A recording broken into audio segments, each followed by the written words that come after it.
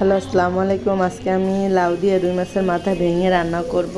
প্রথমে আমি একটা কড়াইতে পেঁয়াজ দিয়ে নিয়েছিলাম, তারপরে ওখানে পেঁয়াজ মরিচ দিয়ে তারপর তেল দিয়ে দিলাম। তেল দিয়ে ভাজা হওয়ার পরে হালকা একটু লালচে হওয়ার পরে হলুদের গুঁড়া, মরিচের গুঁড়া, একটু আদা, সব কিছু দিয়ে পানি দিয়ে দিলাম। তারপরে ভেজে রাখা মাছটা ওইটার সাথে পেঁয়াজের সাথে অ্যাড করে নিলাম। এখন আমি এটা কষাবো, এটার সাথে কষিয়ে তারপরে আমি ভেঙে দিব মাছটা।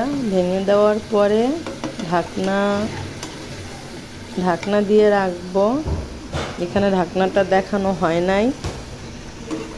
ঢাকনা দিয়ে রাখার পরে হালকা একটু মরিচের গুঁড়া দিছি, নাহলে কালারটা সুন্দর আসবে না। কিন্তু লাউ রান্না করলে গুঁড়া মরিচটা বেশি দিলে ভালো লাগে না, লাউটা টক টক হয়ে যায়।